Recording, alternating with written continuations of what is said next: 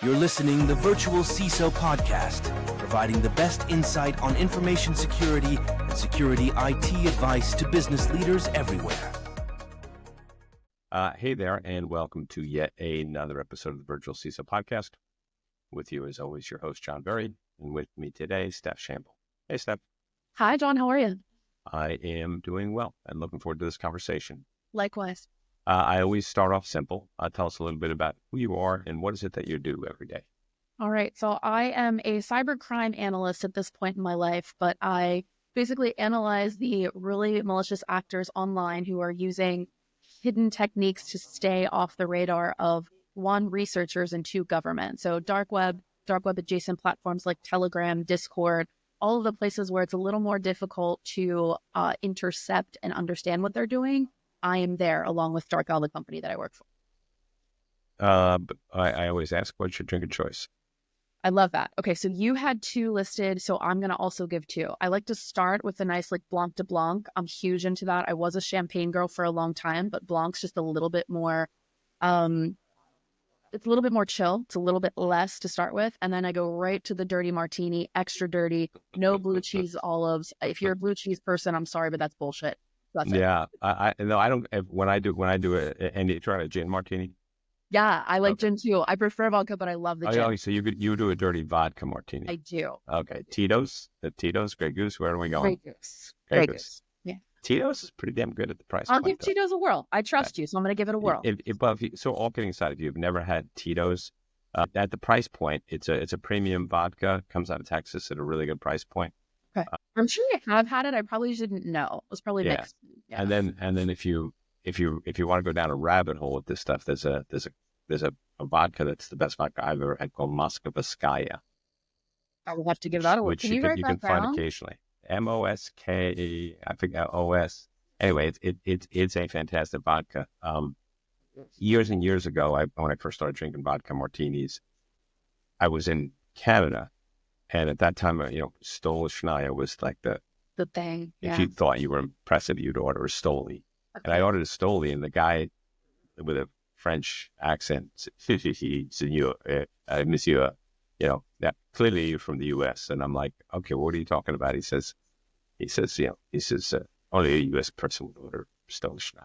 I said, well, what should I have ordered? He said, Moskva.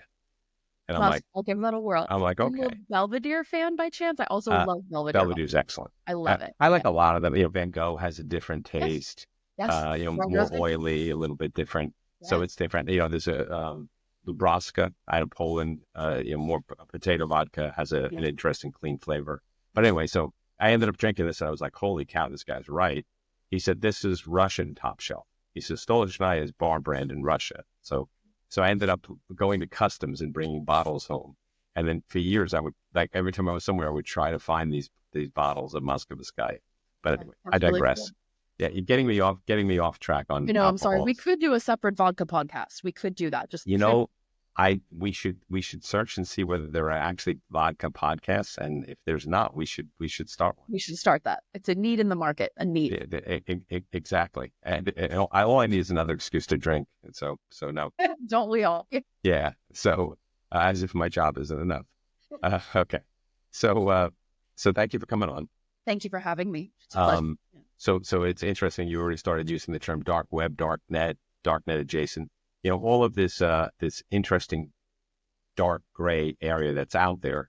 One of the things that I find interesting is that while most technology and information security people, I think, have a fair degree of knowledge of the existence of the darknet, the dark web, whatever we want to call it, but I don't think they have a firm understanding of what it actually is. And I think part of that might be the challenge of, I think most people are concerned about going on to the darknet and have probably not spent time there.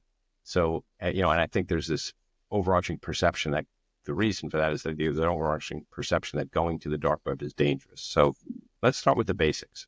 What is the darknet or dark web? And if there's a difference between the two, please define that. Yeah. How would one, if they wanted to, get there? And is it in fact hazardous to do so? I would say that there is an elevated level of hazard, but it's not if you go onto the dark web, you are immediately compromised. And I think a lot of people hear the media and hear snippets, and then they go very hyperbolic in their own heads. So it does require a special access browser, right? You have to use the Onion router. If you try to put an Onion link into Chrome, Firefox, Safari, your browser of choice, it's not going to work.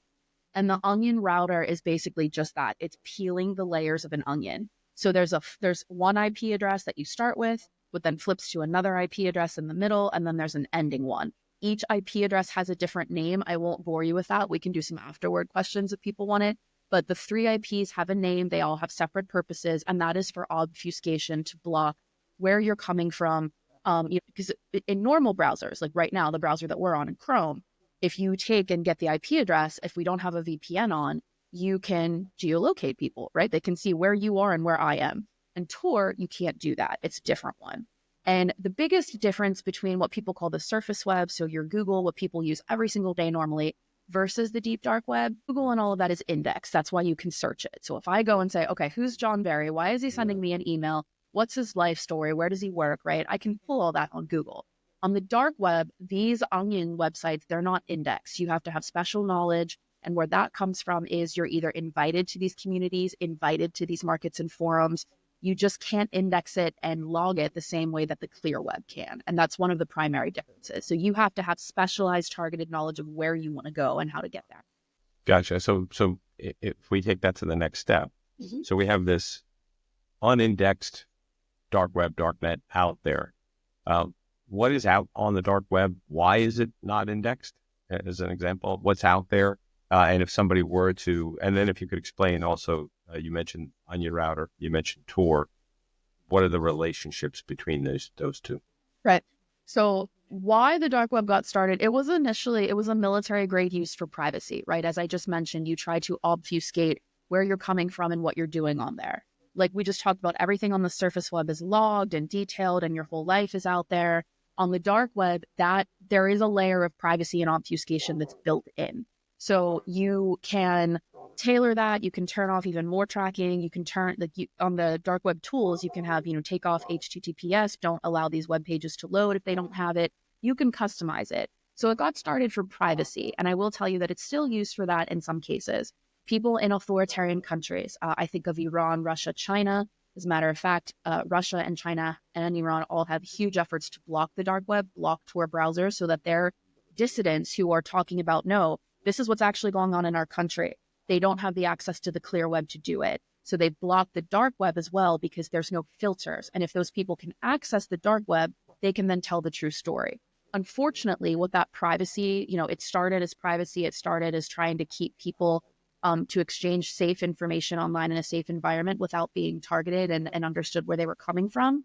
That's unfortunately morphed into a really large criminal market. Now that the privacy is there and it's more difficult to locate people, such as criminal actors selling malware, breaking into databases, stealing passwords, API keys, browser information, all of that is now sold on there because of the obfuscation and the physical hiding of where bad actors are. So the bad actors took the privacy-focused browser, turned it into an underground market, underground tips and trades for, you can hire everything from a hitman on there to the latest fentanyl that you might need to, the latest malware that's used to go after a breach. It is a hotspot of all kinds of malicious activity that takes advantage of that privacy that's built into the browser.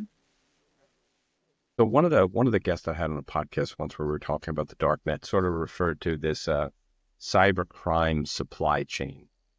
Is that where I find the cybercrime supply chain? The people that are selling access, the people that are selling credit card numbers, the people that are posting, like paste bin type data where, hey, here's a block of username, password combinations that I was able to acquire. Yes, absolutely. That's exactly what it is, right? So again, the malicious actors have taken that privacy-focused browser that was meant for dissidents and populations that were at risk, and the cyber actors have set up an underground criminal market. They train each other. They give each other tips on the best software to use, the best malware, the best ways to approach potential victims. You can buy anything from, drugs, the latest way to break into a browser and grab API keys, cookies, session tokens, X509 certificates, to hiring a hitman for murder. So there is just a wealth of possibility. Any service that you can think of that is malicious and detrimental to society is offered on the dark web. We see it every day. And what's more, I really want to point out that what the role that Telegram has taken in this. Telegram is also a very private messaging system. You can have big public groups. You can have a room with a channel with thousands of chat users, or you can have one-on-one DMs. What we're seeing now is the malicious actors are linking their .onion websites to their Telegram channels and cross-advertising to really drive financial gain, make sure that people can access them in multiple ways. They offer tutorials and services for anyone that has problems after they've purchased it. Because I will also say the dark web and the criminal underground, it's all about ego. So these guys really want to say, hey, I'm the best, initial access broker. I can get you access into Cisco, Microsoft, Amazon. They drop all the big names, then offer training and tutorials, and then they ask for a review, right? So just like we all do on the clear web, hey, can you say that my company provides good services? Hey, can you say that my pet sitting services are great? The criminal actors also want the review, and they're vying for that top position, clawing their way to the top. Yeah, I've spent a limited amount of time on the dark web because I'm one of those people that gets a little nervous anytime I have to go there. But I can actually validate, like I was shocked that some of the things you're saying that people are probably going like, oh, she's just blowing smoke. I mean, I did stumble upon it. I don't remember how I found it, a hitman site. Yeah. It was like, hey, we're ex, Ukrainian or Russian, dark ops people. And I was amazed. It was like for like $10,000, we'll get rid of your wife. It was just, I was like, oh. Yeah. And that's not even that expensive. Let's be honest. And I mean, it's really crass how, but these people are just trying to make money and trying to take advantage of it. And it is absolutely wild to see the services that are like prolific on the dark web. Yeah. The first time I realized the value of the dark web was like, 15 years ago, maybe. We had a client that had a website that got taken down, and they spent a lot of time, money, effort, put it back up, and immediately got taken down again. Yeah. And one of our guys jumped on the dark web, and he, and like you speak about, these people have egos. He went to one of those hacker scorecard websites, and he found the guy posting the images that he had come in, and he explained exactly how he did the hack. So we realized that there was a hidden back door, and we were going to go to the client and say, hey, rebuild it, but now you got to take this down. Okay. So that, just a good example of where provides value. So Sun Tzu is famous for saying, know thy enemy and know yourself. In 100 battles, you will never be defeated. Is knowing the enemy the primary reason that cybersecurity professionals should perhaps focus a bit more on the darknet?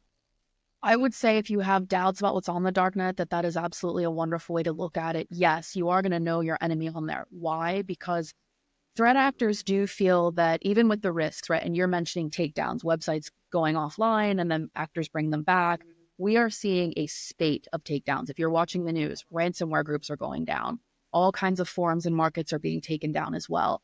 But regardless of that, the threat actors themselves do feel that the dark web is still a safer place, and more so the direct messaging component that's on there. So each market, if you think of raid forums, XSS, those are some of the really huge ones.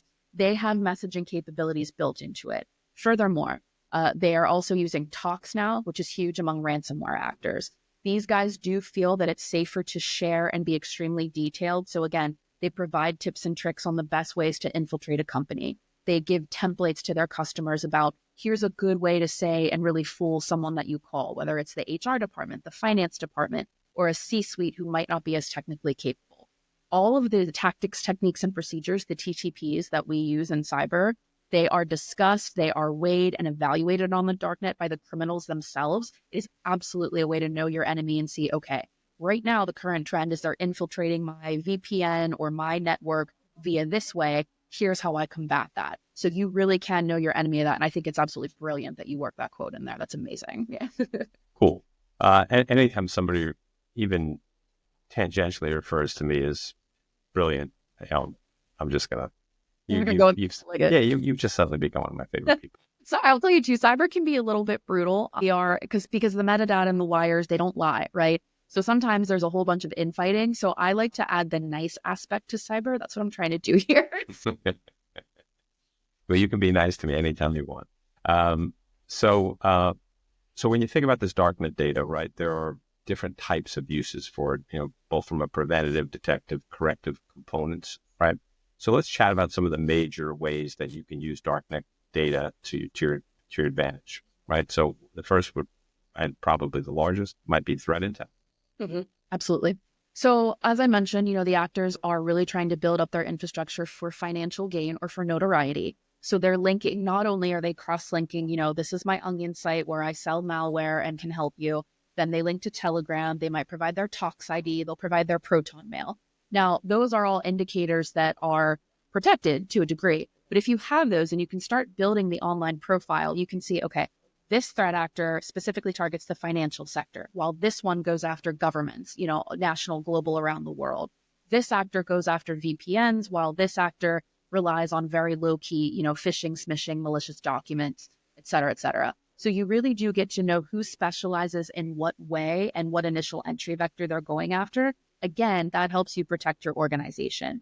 But you can get as granular as, this Telegram channel specializes in selling full credit card ones with CVVs and expiration dates, while this Telegram channel is only focusing on BINs itself, or this one is only about cryptocurrency. So I then need to go to the blockchain, conduct additional analysis. So you really will not only know your enemy, but understand how your enemy thinks, because they articulate it on the dark web and then they show it and then they train other actors. So that is an absolute wealth of cyber information. And it's not always. It only takes one mistake though, right? One VPN drop to reveal an actual address. Some of these guys, especially the younger ones, the rookies, or if they get desperate, they will then maybe mention a Facebook and Instagram shop or a Twitter account. And when you have that open selector, that's where you can really go haywire and pivot off of that and really try to find out who you're dealing with. That's where, Baphomet, who ran a really high-level cybercrime conglomerate, stuff like that is how you get found out, because they link to a ClearNet selector and it is open season for there. Yes. Gotcha. So as an example, Change Healthcare, right? Very famous breach. That was Alpha Black Hat, Alpha. I forget the name. Alpha Black Hat. Yeah. Alpha V Black Hat. So Alpha V Black Hat. Yeah. Go by both. Yeah. But they, if you look back in history, right? HHS, I think, put out a post saying that, hey, we know these guys are attacking healthcare. They've had 70 successful attacks over this period of time. You need to be aware. And they actually posted how they were doing it. So I'm assuming that they had some darknet data. Unfortunately, Change Healthcare wasn't listening, because if they had been, that wouldn't have happened, right? So that's a pretty good example of where threat intel, okay, hey, I work in this vertical, in this industry. There are attacks happening right now against this vertical. Here's how they're happening. And that's the value prop, right? Right. That's definitely the value proposition. Further, let's expand on that, right? Let's take it to the next level. Not only did Black Hat Alpha V kind of detail what we're doing, how we're looking at it, but the ransomware blogs now, their thing is get the victim, post them publicly, give them 24, 48, 72 hours. That timer is public on a dark web page saying you have X amount of hours to pay until then. Now, I do understand with the day-to-day operations, it's really hard for companies to get that granular. I know it's difficult. However, things like the ISACs, the shared groups, there's HS ISAC Health Services, Financial ISAC, Retail, Hotel, you name it, there's probably an ISAC for it. That is where the value comes in, where I would hope that people are sharing the TTPs, the information gleaned, what these actors are saying online. That is where I hope analysts, practitioners from every industry, government, private, academic, take that information, share it, and make it public knowledge instead of that knowledge just being hidden on one corner of the dark web. And I think that's where we need to go next for protection of industries and verticals. We have to take it bigger that way. Gotcha. So in full disclosure to anyone listening, we actually are a customer of DarkOwl. We use DarkOwl in different ways within our organization. One question I would have for you to that extent, does using a tool like DarkOwl, is there a way that, look, one of the challenges we all have in cyber is there's not enough time. Yeah. Right. We're all overworked, right? So this idea of, this would be really cool. I'd love to spend time on the darknet. I would love to spend time in your tool, but I just don't have it. So I guess one of the questions would be, has a tool like DarkOwl developed in such a way that it can proactively, so I can set some type of parameter and say, hey, I'm in healthcare, just alert me rather than me having to work at it. Is there a mechanism by which you guys are developing an easy way for threat intel that's relevant to me to be surfaced to me as opposed to me having to go and get it? Yes. And that's such a great point that you brought up, because I know it's intimidating to come into the day. You have 87,000 emails, 200 signal messages. We're all overwhelmed. We have burnout. I get that. Let me full disclosure too. So I used DarkOwl as a tool before I started working here. And I have always been so impressed by the data. So when the opportunity came up and they were like, do you want a job? And I was like, hell yes. Like, are you serious? I've always used you. Yeah. So what we do is I have to say, I'm really proud of our product team, right? Because they pull and take the feedback very seriously. I've seen other organizations, listen, I'm former military. You give feedback, that goes in the trash. Nobody cares, right? DarkOwl is different. So we have kind of a set it and forget it option. If you have an actor name, if you have a Telegram channel ID, you can customize and curate these alerts. So you can come in and say, okay, I'm in a bank. I work at a bank. I need to understand these 7 bins that I have. Are they appearing on the darknet? Are they on Telegram channels? What is their darknet exposure? What's their digital footprint? You can set an alert and forget it. And actually, the product team has a way to say, okay, I want an alert every 6, 12, or 24 hours, right? So it's analyst discretion that you can curate that and put that out there. And that was really important for me as an analyst because I would come in, it starts at 8 a.m. Well, it actually starts overnight, but you're getting hit up from every direction. I have an incident, I have exposure, I have this. So not only do we have the curated alerts to set behind the scenes for you to help break that down, but our APIs are also, we have 7 offerings for that. If you can ingest massive amounts of data and you want to see all of our API offerings and curate that as well, we really do make it analyst friendly. And in our demos, right? And do I want you to buy DarkOwl? Yes, I absolutely do. But do I want public education more than anything? Yes, I really do. Get a demo from any DarkOwl provider, or I'm sorry, any darknet, dark web provider, and see what works for you. See what automation exists. See if there are actor profiles. Can you automate, Telegram channels, the actual numerical IDs, or does your provider or does someone only work with the handles, right? Because handles, if a Telegram channel, if you're John Verry, the user, tomorrow you could be John Verry, John Carey, right? The names and the handles change, but we focus on that information that is hard set, the technical metadata that doesn't change. And that's another important consideration when analyzing and understanding things that you can always rely on to tell you ground truth. Gotcha. So let's talk about another use case, it kind of crossover, right? Threat intel kind of crosses into, call it potential incident investigation or, a security event response. Talk a little bit about how something might be going on, how the darknet data can support that. Yeah, real world example, right? We do see this every day with our clients and customers. One of the other alternatives so not only can you set and forget a Discord server ID, a Telegram channel, a market, a .onion URL, but we also offer, you can monitor IP addresses as well. So you can put maybe your internal IP addresses to detail, okay, is something going on? Are they discussing my internal IPs? Have we been breached? Because again, threat actors will provide the detail for notoriety. You can also monitor your outside IP addresses, your public facing. You can kind of take a look and see, okay, is someone going to try to DDoS my infrastructure because I took a stand against insert world conflict today, right? So if there's any physical threat, you can also use keywords to monitor that. So we allow for everything from, a 400 term search block for Boolean, and you can get the specifics, what is popping for incident response? What do my IR responders need? How can I arm them? How can I get this to the ground level to keep this incident from spreading via technical metadata, IP addresses, or something as simple as like a physical keyword that you have in a search block? It takes curation, it takes specificity, but we use this every day and we refine those practices every day to better get to that and to assist incident responders. Okay, so to the average person who just heard that, and me kind of in that average case, that was a little mind blowing. It's like, okay, wow. Sorry. No. So I'm going to actually simplify it a little bit in the sense that you don't have to have done all of the things that you're talking about for darknet. So I've been involved in 2 or 3 instances in the last 2 or 3 weeks where DarkOwl was helpful to a situation I was in, and I don't know 1/10 of what you know, right? And I don't use the tool the way that you do. So it was a couple weeks ago. It was a Friday late.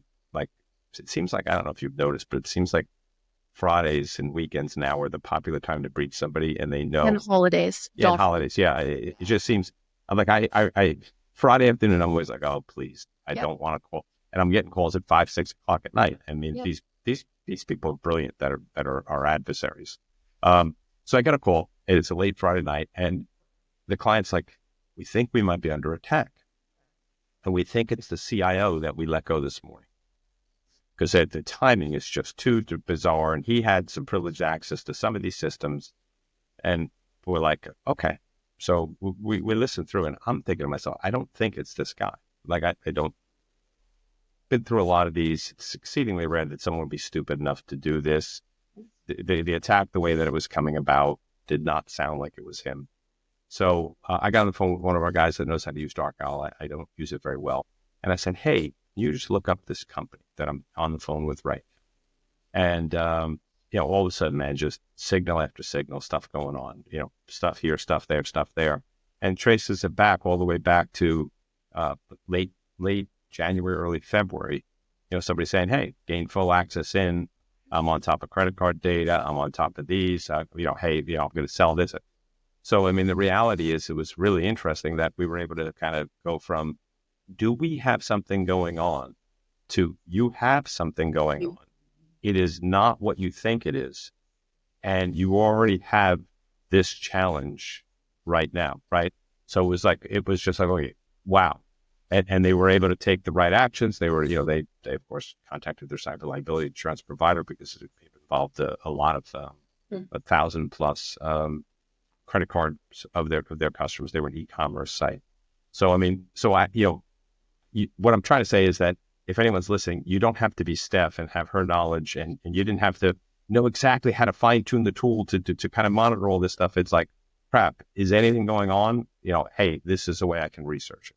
Yeah, you're right. And let me take that there and simplify as well, because simplicity is key. You're right. People are intimidated by tech, and we need to change that narrative. So don't be intimidated and don't be afraid.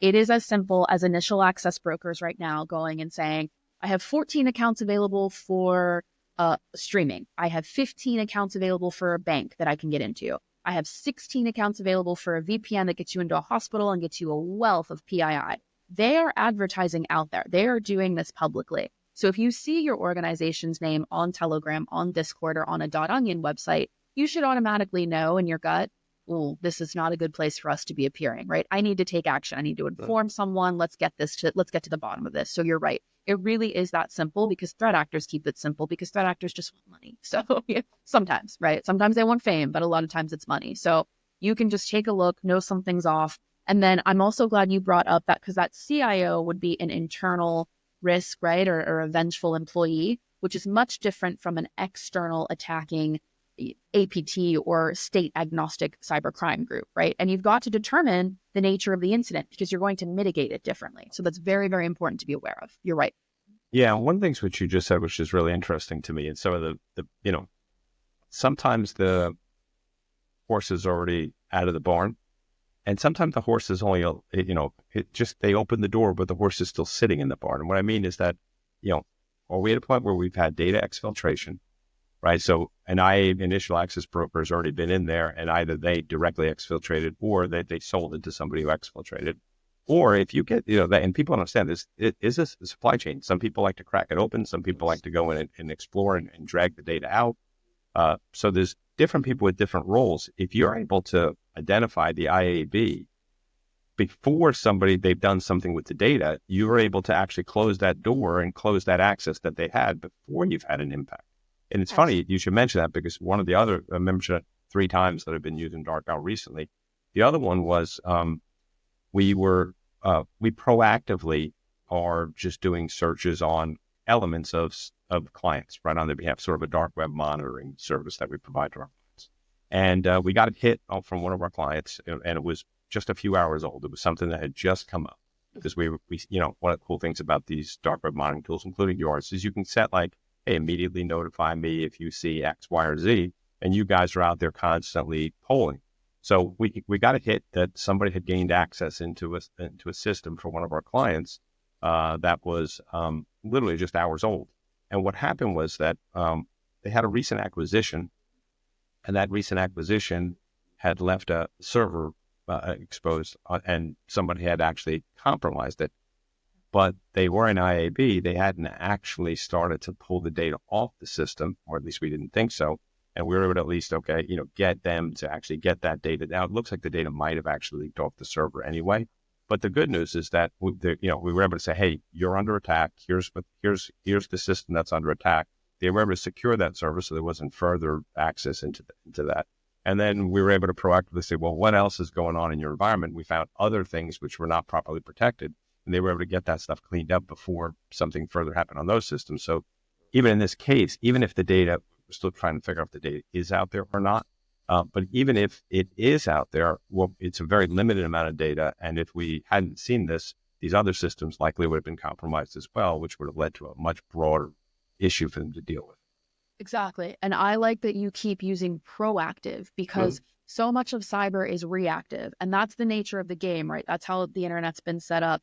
But we are now finally at a place where we all realize that we have to get proactive. And I do believe that starting at the ground level of initial access brokers or someone online trying to say, hey, you know what? Organization X took a stance on social issue Y, and now I want to go after them, right? And here's how I want to do it, or here's how I plan to do it.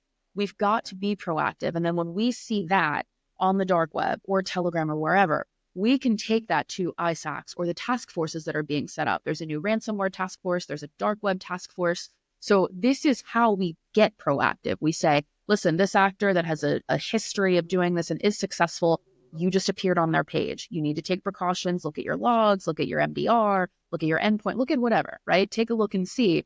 And so proactivity is yet another thing. And I really think that's going to be the shift for intelligence coming forward, especially with AI. So we're at a really opportune time right now. Let's be proactive. Let's, keep an incident at the lowest level and not lose our entire data, have to go to backups to restore and really go, worst case scenario. Like, can we keep the hurricane at a tropical storm versus a Cat 5? That's what I'd like to do. And that's what I do believe darknet data can get. There's no question about that. So another, I think, really cool use case for darknet data is third-party risk management. Yes. We actually have a really cool tool that you can, maybe you take all proper precautions and you know that your environment's safe. However, if you're not a one-man show, you are unfortunately beholden to whatever vendor that you choose to use. And if your vendor's caught up in that, and I will tell you, the Clop campaign of last summer, the Clop ransomware group, they were huge on supply chains. I think everybody started to see that was it, because it wasn't that they were going after all of the big names. They did, some of them, but they were going after the mid-tier vendors or people who provided a certain system or service or piece of infrastructure. And that is what then led to the domino effect of them infiltrating all of the organizations. So you have to be aware of not only your own security posture and risks and what's open, but that of your vendors, that of your partners. You have to, so if you're using, let's just say like a VPN service, if you're using Cisco, right? And I'm not picking on it, I'm just saying, I use Cisco, this is big, and Cisco appears in a Telegram channel or on a dark web forum, right? Then you can reach out and say, hey, Cisco rep, I saw this. Do you have any intel? Are you combating this? Are you aware of it? Is it a false positive? Is this fake? Is this cyber actor not real? But that enables you to have a data-backed conversation with a supply chain or third-party vendor that might otherwise be really difficult and awkward to have, but you have to have it. So you have to have the data to back it up. And we are seeing that all the time. Yes. Yeah, I also think it provides a lot of value, not only to monitoring your existing third-party providers, but in selecting a third-party provider. Absolutely. Right? Because we know that it's not uncommon for attacks to be ongoing for up to 18 months, 2 years in some cases, where people are just not aware of it, right? Is somebody already in their crap? And then the second thing, of course, is if they've had previous instances, right, it's another data point for you to look at and kind of understand, like, okay, that gives me an indicator. If you see 2 or 3 times that they've dealt with something in that darknet history, then it's like, okay, maybe this isn't the best. These guys might not have their cybersecurity program where it needs to be to effectively combat these types of threats. And then you can make those informed changes to make, proper decisions. And then you're not wasting time. You're not wasting money. You're not wasting resources. You're making informed data-driven decisions. And on that note, we actually have a really cool, I've been impressed with this since I started. This wasn't a feature earlier on, but it holds true that we have seen anywhere for 3 to 4 months before a major campaign is broken. And so it holds true for Clop last year. I mentioned summer 2023. There was a second or third Okta breach in the fall of 2023. And actually, we're seeing the same, unfortunately, for the TeamViewer incident. 3 to 4 months before any of that goes public, the actors are working, the actors are staging. And what we see is on the top level domains of those impacted, the victims of Claw, Okta itself, and then TeamViewer, unfortunately, there is a spike in data that is exposed for their top level domains, indicating so they're being discussed on Telegram and the dark web. There are credentials that are being leaked and sold. So let's say, January of 2024, there was a huge spike and a huge discussion about TeamViewer. Why is this appearing so much? Why are they talking about it on the dark web? And what happened 6 months later? We're seeing the fallout of that today. So again, data-making, data-driven, metadata-backed decisions, it only helps you inform and make the right choices for protection for your organization as well as vendors. And it is too important to consider.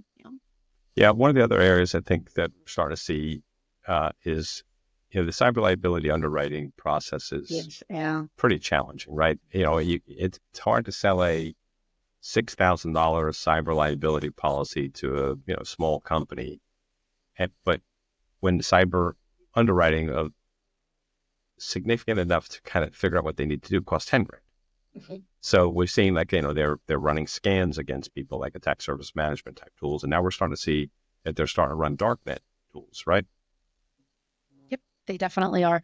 It's almost like some of the darknet tools are acting as like an Nmap scan for cyber criminals. Mm-hmm. Honestly, they are really taking that, and the cyber criminals are doing their research and are very well informed, and they have the resources, and so they are using the intelligence and the lack of action to then plan their own actions, right? So we really have to, I keep talking about all of the different pillars that shape cybersecurity, and that's academia, government, and then private, the CTI, the researchers, the task forces. But we also need data scientists in there. We need the cyber insurance people in there. We all need to collaborate because we are not working in silos. We are all being attacked together. We are all being facing vulnerabilities together. And so we need to bring in the cyber insurance to get that alternate perspective and just have these conversations and keep it going by what we're seeing at the ground level. And that is the dark web, the attack planning surfaces, and where these actors are plotting before they actually spring to action. Yeah, one of the things that we're starting to talk with clients about is say, okay, if you're about to submit a CLI cyber liability application, why don't we run a darknet scan? Absolutely. Because they're going to run a darknet scan. Absolutely. And if they see something, you have no chance of getting a policy. But if we see something, we can get that cleaned up, and maybe they don't see, right? Yeah. Same thing with, just basic vulnerability attack surface management stuff, okay? Right. Let's run a scan. Let's make sure you're clean, because if they do it and they see something, you're either going to pay a higher premium or you're going to be denied coverage. Right. You're very right. And I also hope, the public education, as we just mentioned, like the big companies, the big names that we know, they have the resources and the time and the personnel. But to your point earlier that you spoke about, the mid-level, the smaller companies that don't have the finances, $6,000 versus $10,000, we need to arm them too, because it is a problem and they are being repeatedly targeted. So we have to get every level of these cybersecurity pillars appropriately scanned, know what different risks we're facing, and then implement protections. And that sounds really idealistic, but if you can just take a moment to educate yourself or take a moment to get a scan of a tool, consult with a service provider that you trust, it's only going to do you better in the long run, right? You're going to reduce your chance of becoming a victim. And darknet intelligence should factor into everything else that's out there, like, Shodan, Census, Gray Noise. I use all of those as well. I adore them. There are multiple pieces and facets to intelligence and especially to protection. And we just have to consider all of them as well. Yeah, it's funny you just used a term, and I think it's one of those things I have conversations with a lot about organizations. People say to me, you don't understand, we're not a target. And I think one of the other weird things that somebody who used these darknet tools for the first time would begin to understand that there are definitively attacks which are targeted against specific organizations, but they are the minority by far of attacks, and that so much of attacks are opportunistic.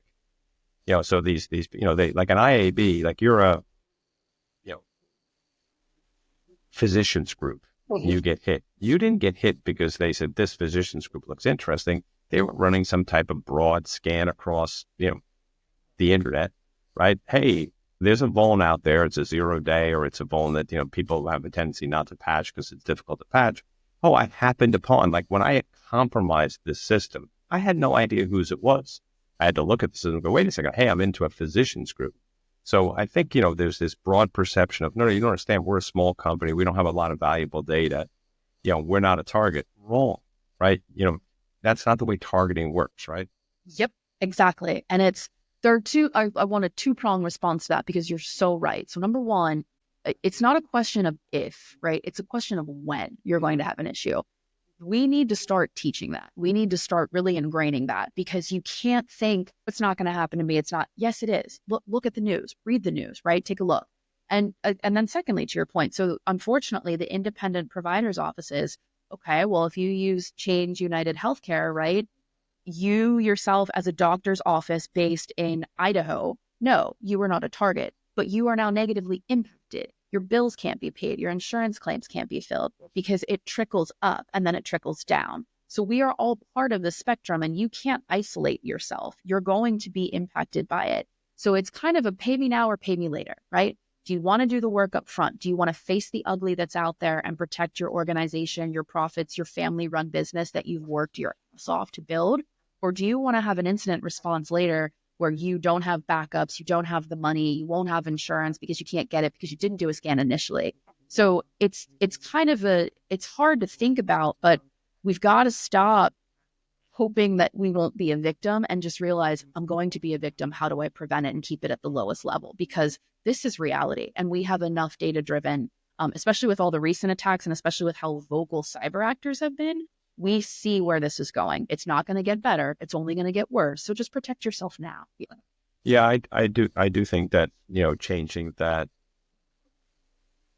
practice of cyber to away from a purely preventative model into more a detective reactive model, because if Microsoft, with its thousands of cybersecurity people and all of the resources they have, can be compromised, and if Okta, and if we go through the list of, of all of these great companies that have, are investing tens of millions of dollars into cyber, if they're compromisable, what is your chance as a $20 million, financial services provider or a manufacturing entity in the defense industrial base? I mean, thank you. That is an excellent point. If all of these giants that literally built and shaped the internet and Silicon Valley and Web3 and all of these, if they're having issues and they're having incidents, why wouldn't someone else that doesn't have their resources, time, and money?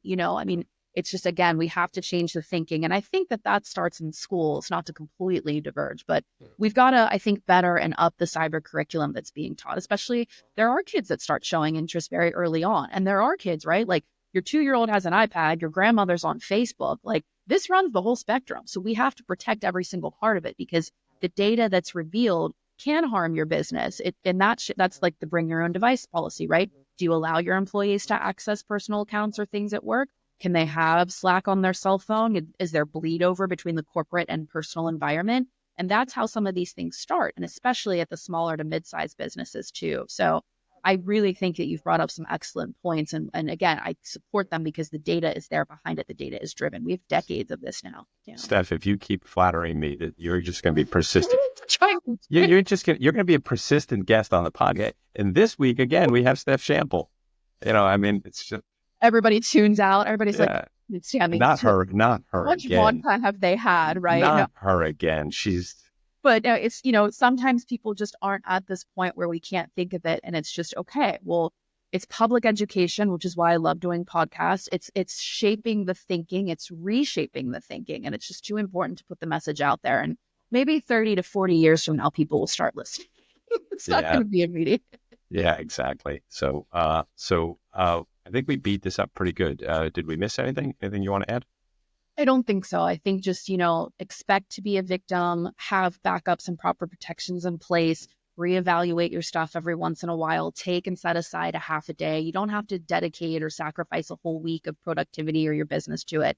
But this is part of being a responsible person connected to the internet. And when you don't know, if you're in over your head, if something bad does happen, reach out for help because resources are there and we do want to protect, from the bad guys. We are now facing a hybrid realm. It's not just physical threats. It's not just digital threats. Now it's a hybrid of both, and that's for maximum impact of destruction. Cyber actors are plotting and planning for that. So let people assist you however you feel comfortable.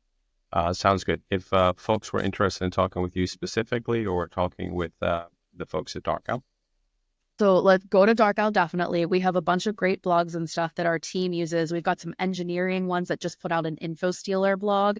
That's almost becoming more popular than ransomware. So please go to darkowl.com, read our blogs, check out our API documentation, see if our intel could be for you.